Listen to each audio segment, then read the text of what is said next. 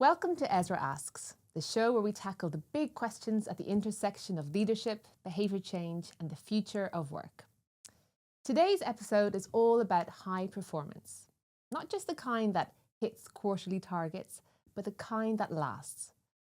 And as organisations face pressure to simplify, to digitise, and move faster, many are realising that their current performance model is stuck in the past.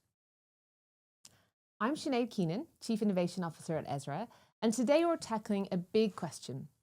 Does high performance always come at a cost? We know that performance is the currency of the corporate world, and especially in financial services. So how do we balance ambition with sustainability? What does it really take to build cultures that drive results without burning people out? And to help me answer some of these questions, I am delighted to be joined by the one and only Kim McMurdo. Kim, welcome to the show. Thank you so much for having me, Sinead. My pleasure. We've wanted you on this show for some time, Kim, so I'm delighted that you're here today to talk to us about this topic. And you truly are, I would say, a deep expert in leadership, in performance. You spent your career really tackling these topics, particularly in the financial services sector. So today you are Head of Organisational Development at Standard Chartered Bank. And I love this. You've been shaping leadership, redefining what it means to be a leader at the organisation. You've also been instrumental in really looking at the organisation's transformation programme, so the Fit for Growth programme, which is all about simplifying and standardising and digitising for the future. And I know that you personally are a big champion really of a kind of more strategic, more human approach to leadership in an industry that's probably known for being more about output, frankly. I also happen to know that you are an avid collector of robots. Yep.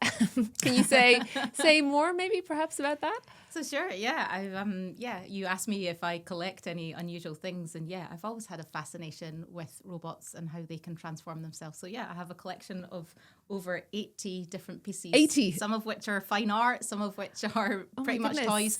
But I've had them for quite a while now. Do you have them like a display at home? Sadly, I do, and I was exposed during COVID when we could all see our backdrops that is something. But they're just, they're a nice aesthetic. Yeah, love that. That is definitely a first. Very cool. So Kim, we're delighted to have you here. And as I said, you spent your career really shaping leadership, organizational performance. So what's brought you here today to help us dissect this question? Does high performance always come at a cost? So I think what's brought me here today to talk about this specific topic, which is a topic that I'm probably the most passionate about, is almost a fascination and also a bit of a rebuke around does it need to be an either or, right? Is it a spectrum? Is it high performance comes at a cost? Is it well-being comes at this kind of perceived slowing down or lesser than? So I think, I'm really kind of passionate about them being force multipliers. And of course, there's lots of data, and in my job, I look at a lot of data that you can see that tells us that they're interlinked. But actually more than data, I think there's a feeling that you really know when you're in a team that's flying, and it's not a team where you feel burnt out, and it's not a team where it feels like a struggle every day to go to work, and it's not a team where it's, output at all costs. So on a deeply human level, I'm very both individually and organisationally curious about how we create these kind of world-class performance cultures. So much I want to unpack in what you just said. And I love that, you're straight in with like a proper rebuke to this, even this idea. And actually it doesn't have to be an either or, it doesn't have to be a trade-off. And I want to really understand where you've seen that work really well. Before we dive into that though, just to warm us up a little bit, so at EZRA we talk a lot about coaching as a superpower, and its ability to unlock people's potential in really powerful ways. So Kim, in your experience, what would you say is your superpower? Maybe it's in your personal life, maybe it's your professional world. What's your superpower? Great question. I genuinely think that my superpower is being okay with not knowing the answer. I know it's become quite trendy in leadership to be like, oh, we need to be a learn-it-all, not a know-it-all. But I can proudly say I don't think I've ever been a know-it-all in any aspect of my life. I'm kind of a firm novice in so many areas. And I don't share that in a kind of imposter syndrome type way. I share it in I genuinely think it is a superpower if you're comfortable being curious, asking questions, asking for help. And I also think it helps me maybe challenge dogmas about why certain things are the way that they are. I think being curious and being, proudly a novice is a superpower. It really makes me think, Kim, about what you just said there reminds me of this concept that we've been sharing a lot with clients around curiosity and how do you make curiosity go viral in your organization. And I think exactly as you said, that starting point of, not being a know-it-all, not being prepared to learn, open to new ideas, upgrading your mental models all the time is so important. So I love that. I do have a few, as always, on our podcast. We love to ask a few kind of quick fire questions. Sure. And you definitely don't know what these are, but I'm sure you'll have lots of interesting responses for us. So I have a few would you rather questions, right? First off, would you rather sing every time you speak or dance every time you walk? 100% dance. And now I know why, because you are an excellent Irish dancer. So maybe you would Irish dance every time. Maybe that would get a bit more tiring, but yeah, definitely dance. You definitely don't want to hear me sing. Oh, okay. So committed dancer. Excellent. Would you rather scenic train journey or a speedy plane trip? So given I am actually based in Scotland and I commute up and down to London most weeks, and I always opt for the 4.5-hour train journey. And the beautiful part is, I'm a bit biased, but the beautiful part very much is in Scotland, in the northeast coast. But yeah, I would always choose to take a scenic train journey. How about, well, speaking of Scotland, here's one for you. True or false? The national animal of Scotland is a unicorn. True, absolutely true. Is it? Yeah, that is true. I've been reliably told it is true. Yep, it is. It's just, it is questionable given it's not a real. Well, the Welsh have a dragon, we have Fair, a unicorn. fair. Yeah, you guys just really have to up your game in England. Yeah. It's, interesting. So unicorn. Okay, one more for you. The average time it takes to recover from a distraction, is it higher or lower than 15 minutes? Oh, I want to believe that that's not true, but I imagine it is higher. So, which is kind of scary if you think about all these different things that are competing for our attention and interrupting us. But is it maybe higher than 15 minutes? I'm afraid so. It is about 23 minutes. Wow. Yeah. So when we're taken off task, code switching, it's about 23 minutes to get back fully into the deep focus that you're in. Fascinating. So yes. Okay. So I think something I was particularly interested in, Kim, is because I you and I have chatted before, and I know what a deep expert you are in this field. And then it was so interesting to me that you didn't start out in HR. You actually started out in audit, I believe. So Yep. I'd just love to hear, because people are always really interested in our guests' career journeys. I'd love to hear a little bit about that journey and what brought you to where you are today. Yeah, and I think, wow, that could be a whole other kind of podcast topic, couldn't it be? Like the accidental HR leader and how you end up in these roles. I think, I spent 15 years in internal audit. That was my real kind of grounding and professional development in the early years. And I think what it taught me and how it brought me to where I am today is that, no matter the numbers of structures, processes, controls, rigor, policies that you have in place, ultimately, it's the human behavior and the whole spectrum of messy human behavior as well, not just formulaic following rules, that I think really makes or breaks a team and its outcome. So yeah, that's what first got me interested. And then a very specific piece of work, which was when about 10 years ago, when we were first grappling with how do you audit culture? That was something that we were being asked a lot by our kind of US and UK regulators, which then ultimately did lead me into the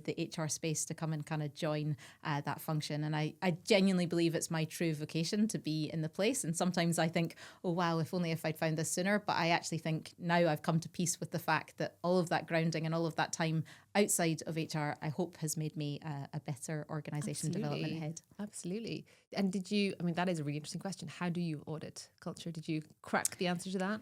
So still very much a work in progress, and we've Yeah. got some amazing like behavioural psychologists and org psychs, etc., working on that. And yeah, it's always been, I think, and it's a principle that I hold very true throughout all the work I do, that data will get you so far, and definitely use the data and be informed and not be working on your gut, but always have a kind of space for the intuitive.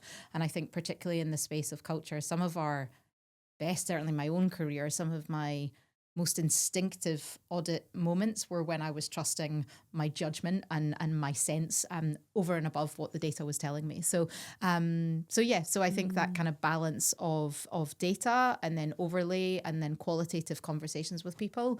And yeah, being really, and this is something that applies not just to auditing culture, but culture generally. It's a vast, big word that gets used quite loosely about a lot of things. So just being really precise about what you mean when you say you're talking about your culture, I think that can be really helpful as well.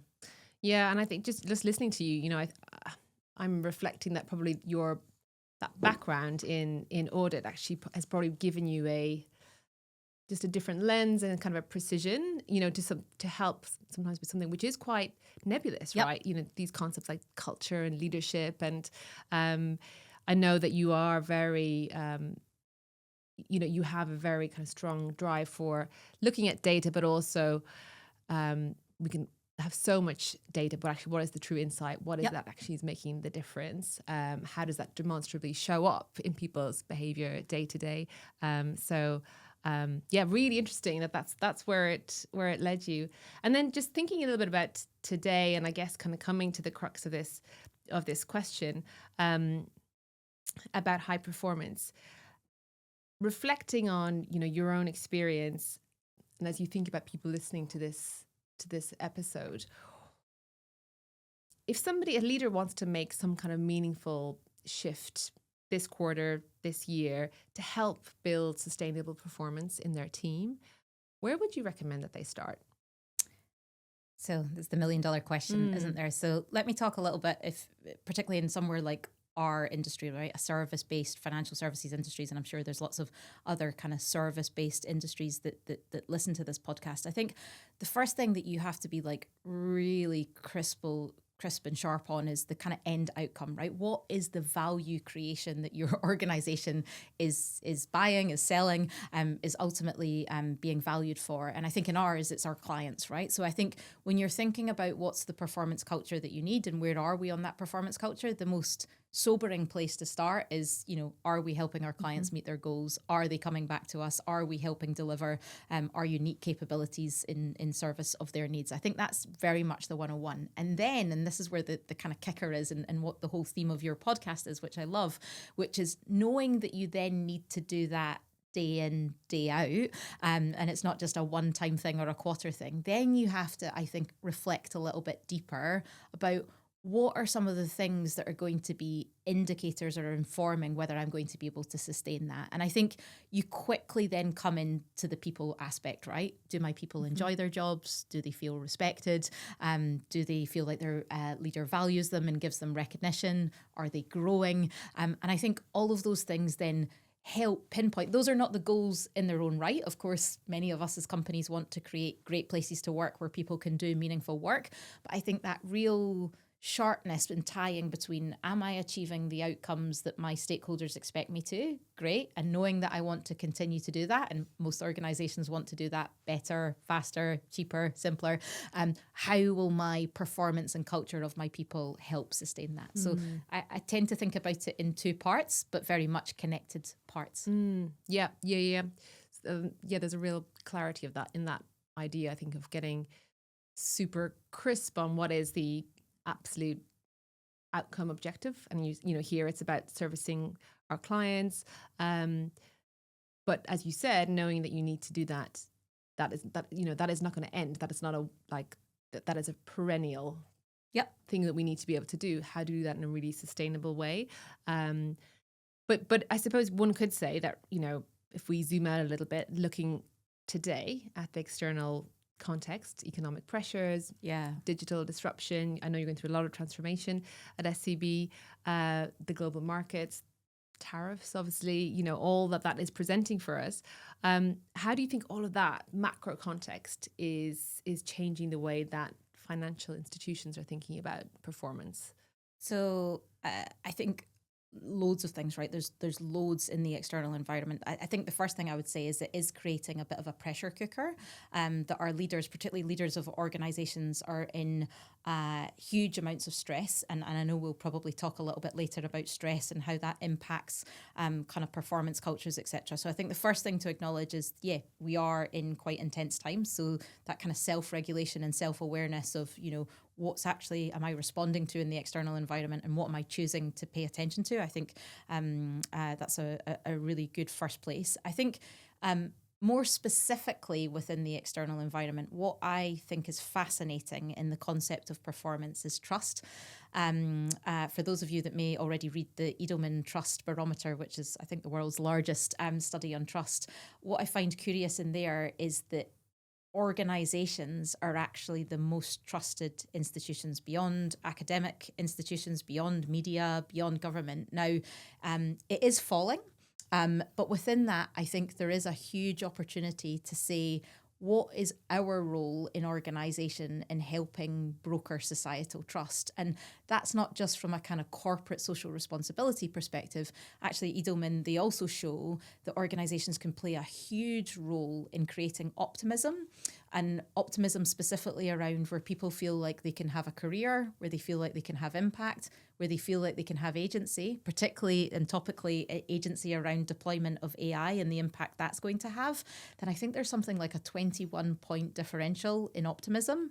And I think anybody like me or you that has obsessed about what does it take to create a high-performing winning team knows that you can't do that from a place of fear and from lack of trust. So this currency of trust and how organizations are increasingly being expected and required to build that role as an ingredient of high performance, I think is, really, really fascinating. It kind of reframes a lot of the reasons why some of the things that HR professionals have known and talked about for a long time become even more valuable in this current climate.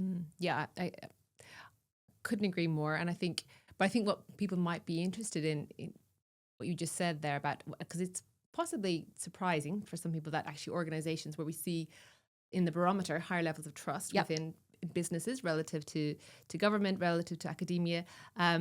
Some might say, but banks, really? So, obviously if we go back, maybe, thinking post-recession, 2008, 2009, and trust in banks was so low at that point in time. Do you think that has changed then over the last 10, 15 years? So I think if you look over a long period of time, I think banks, and I can only certainly speak for myself as well, have understood, I think, the integral role of trust in their operations, right? And sometimes they've got that right, sometimes they've got that wrong, and they've paid the consequences when they've got that wrong. But I think this kind of stakeholder capitalism view of there's more to the operations than just, making money for one set of stakeholders, I think that's been fairly well understood for banks from generations.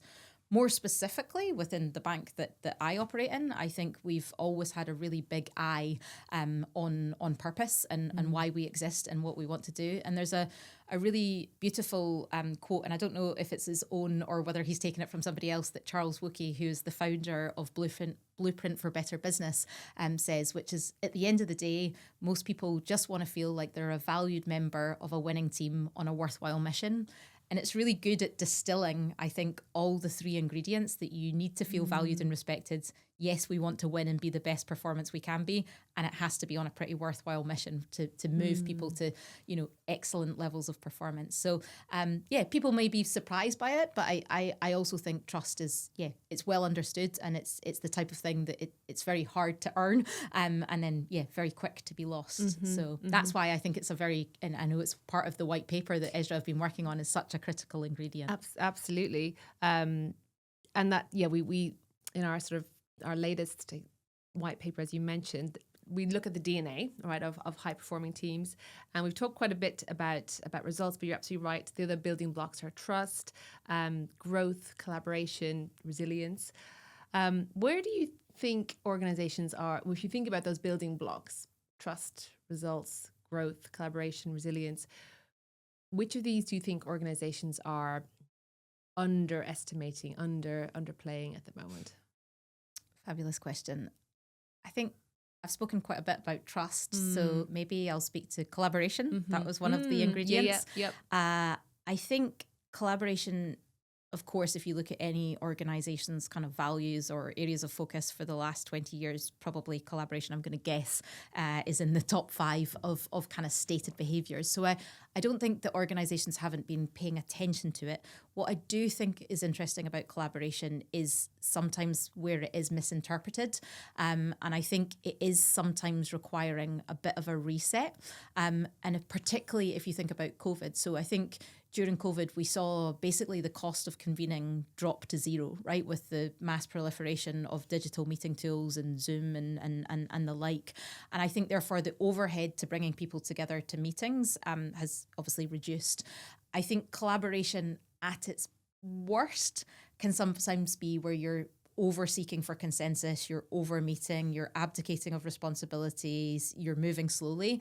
And I think what's really interesting about a high performance collaboration is where you've got high trust in each other, and then you're kind of almost decentering yourself a little bit, that you don't need to be in everything. And there's a little bit of letting go of ego and FOMO that comes to that. So it's like, how do you right size collaboration? I think, having read your white paper, that I love the point there about being very intentional. Like, there's a big spectrum between when do I need to communicate? When do I need to co-create? And the modes of collaboration that you use. And actually, as somebody who's a self-confessed over-collaborator, if that's a word, I've learned that lesson the hard way about knowing the modes of collaboration that you need to invoke for when and for what outcome. Yeah, well, very good point, very well made. I think that we talk a lot about adaptive leadership and these sort of tensions that play out, where, again, good intentions to collaborate, but what happens when we overplay that? Absolutely. And the desire to be inclusive, but at the cost of slower decision making, because we're trying to build consensus all of the time. And if you take, just to build on that point further, if you take an organization like ours, and I'm sure many of your listeners and clients are also global as well, like 54 markets, 80,000 plus people, like that can quickly become a constraint when it over manifests.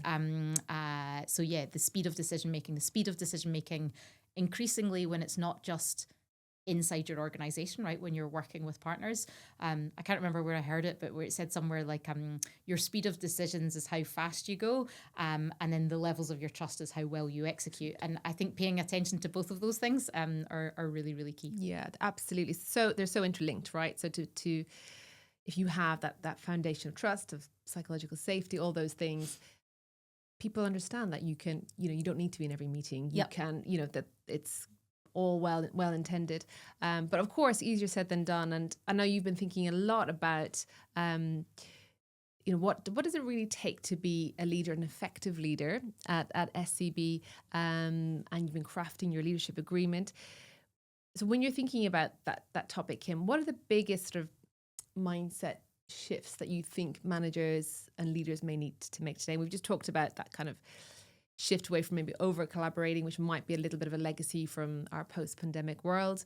Are there other things that you think leaders really need to be focusing on, deliberately shifting? So I think there's obviously like hundreds, and I think that is I am a hugely empathetic org development head in terms of it's why I hate topics or expressions like the frozen middle, right? This middle is like under attack sometimes in terms of the amount of demands on them. So I won't claim for these to be the exhaustive shifts, but two that I find quite helpful when thinking about that. The first is leadership is very much a practice, not a theory. And I think kind of locking ourselves from, of course, there's some brilliant texts and some brilliant research, and we should absolutely use that research. But thinking about my leadership practice as a daily thing that I do in the same way that I would go to the gym, I think that can be quite helpful, right? And recognizing that we're always a work in progress, and every day we can get a little bit better, I think is a really helpful mindset, especially when you're dealing with this level of adaptive change where I don't necessarily know if the same things that are required of me today are going to be required of me tomorrow. So that kind of like adaptive mindset is the first one. And then I think the second one, and again, particularly if you think about this current phase of globalization and where kind of organization design is going, is that I think it's very important that leadership is seen as a team sport, not as an individual practice. And that can be incredibly freeing as well when you kind of decenter yourself as a leader and say it's not actually all about me and the work flowing to me and my command and my control and my ability to predict outcomes, because I think that's a one-way street to, burnout right there. And I think, thinking about it as a team sport, I think is and that makes you work in different ways, right? If you're thinking about yourself as part of a broader network and you're just a node within it, I think your leadership practice and craft becomes a little bit different than if you're building a pyramid that you want to sit on the top of.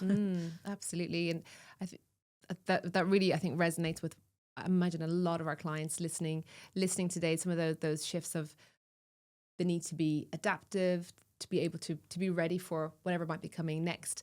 And I think not to be paralyzed by that. I think it's just sometimes knowing that is actually my lived reality, is to always be able to balance some of these tensions and paradoxes is actually helpful, just even be aware of it. And I think on the organizational side as well, we also have to be patient, right? Leaders are not superhumans, right? Yeah. And I think if leaders are feeling like they're going to be harshly judged on every micro movement that they make, then they're going to play small, and they're not going to take risk, and they're not going to do the best, most experimental things that they can do. So, and this is where actually coaching really is such a critical asset within the organization, because often that's like the only space that leaders that are navigating all of these disruptive factors can have to be truly vulnerable and truly open about, I don't have the answers, how can I work on this? So really protecting coaching as a space, as a practice for leaders to have, if we want leaders that can be ambitious and really grow the organization. I love that point. And I think, again, something we see a lot, just having that space to reflect. And as you said, thinking about your leadership. Probably we all forget that, as a practice, as something that you have to continue to fine tune and adapt, as you say. We sort of mentioned this, we kind of touched on this topic a little bit about, if we move to another, I suppose, tension here, which is that kind of balance between driving for results, but not at the cost of diminishing resilience. And when we're expecting more from our people, more productivity, do more with less, it is inevitable that is going to put a strain on people's well-being and resilience. How do leaders walk that tightrope, driving performance, supporting their people, ensuring they don't burn out? I mean, you did touch on a little bit at the beginning, and you're saying that this is the way we need to think about the end game, and then how do I build a sustainable, healthy business around that? But in practice, like as a leader, what are the things people should be thinking about? So I think, as I mentioned up front, one of the reasons that I was keen to talk about this topic on the podcast is this kind of rubric of it being like an either or, and there being some kind of spectrum or trade-off. And I think that's the first thing to get right. So I would like to think of it more as the equilibrium of riding a bicycle, more so than walking a tightrope where you're trading things off. But like you say, let's get practical. I think the first very practical place one can start is like starting with self, asking yourself the question, like, am I being reasonable in my performance expectations? Is there a level of stress that's making me behave in a slightly different way? Am I rewarding the right outcomes? Am I creating the kind of right leadership shadow? And then very importantly, am I managing my own high performance energy levels? We have this concept, sometimes we talk about putting your own oxygen mask on first when it comes to leaders. And I think that's a really practical way to start, because I think strong emotions and strong behaviors are contagious. So if you're a stressed out leader that's just pushing through to burnout, you're probably going to have a trail of destruction behind you and your team. So I think you really have to start with self, because to be honest, no amount of talking about well-being and nodding to it, people are going to do what you do. They're not going to really do what you say.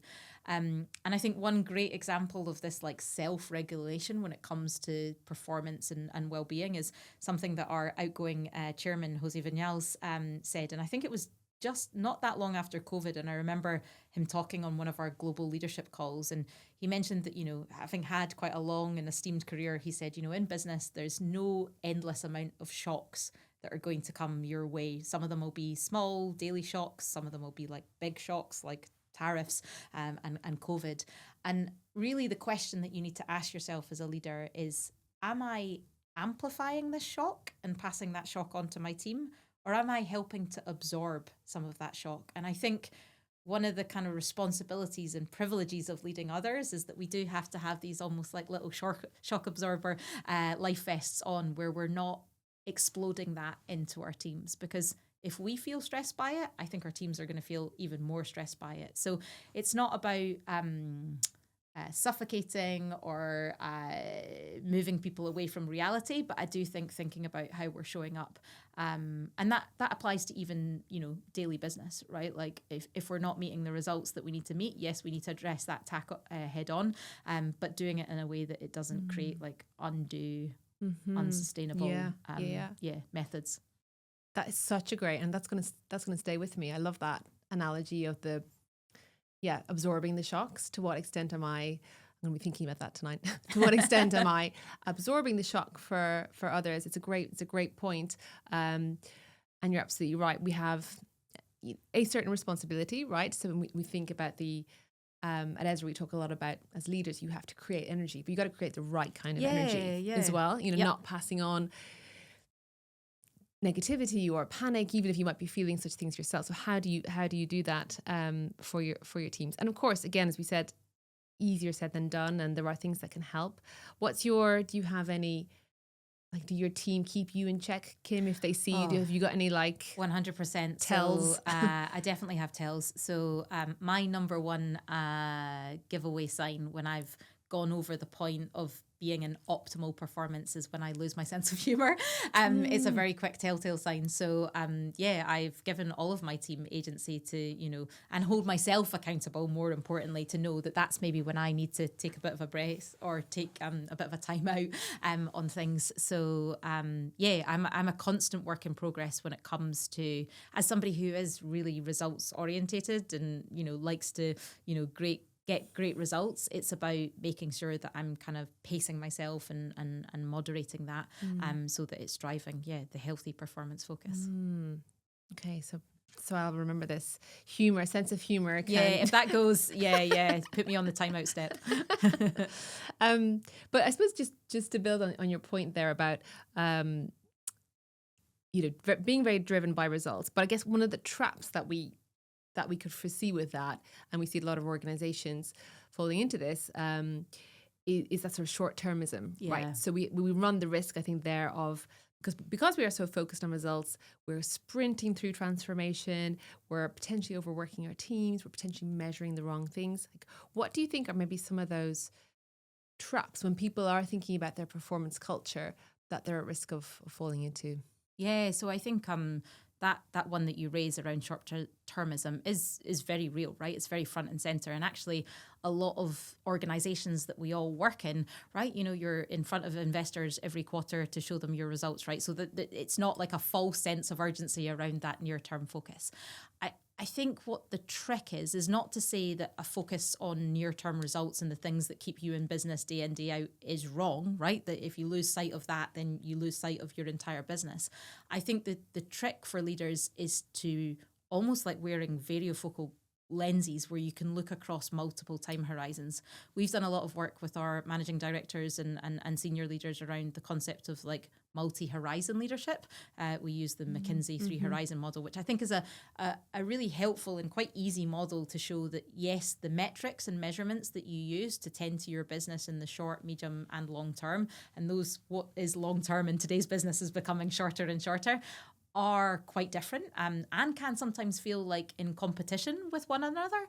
But that kind of, I guess, grounding to say, actually, my duty as a leader is not just to manage near-term performance. I need to have a longer-term view. And almost having open conversations with your people about that, I think can be helpful as well. And I think it is a warning sign if you're over-rotated on any of them. In the same way that I think if you were only blue sky thinking about the next innovation, and you had no attention to short-term results, then you'd also kind of run yourself off a cliff as well. Absolutely. And yeah, we hear this a lot, and something we've been, a theme I think that's been coming up increasingly with organizations that we're working with is this notion of, to be truly future ready, to stand the test of time into the future as a business, you have to be able to both perform today, drive results, and transform for tomorrow.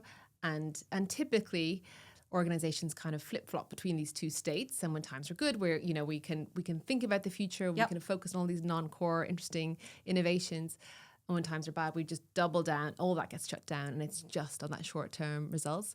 But actually organizations who do stand that test of time are able to do both at the same time. There is, there's some great data to show that both in financial performance and overall org health, etc., organizations that can tend to all three at the same time, or all two in the case of future and near term, do outperform their peers. And it's about having that regular routine and, reasonable allocation of time across both. And then this is a great example where like organizational mechanisms, it can't just all be down to the leader's individual behavior, right? It's not just, okay, I'm going to take myself away, and yes, I have to hold myself accountable to make sure that I'm tending to the future. But this is where organizational practices, which is what I love about the job that I'm in right now, become so important, so that you're reinforcing that culture and those signals that you're sending to leaders in terms of what we value. And I've been really fortunate to work under a leadership and a CEO in Standard Chartered that I think has had a really clear sense of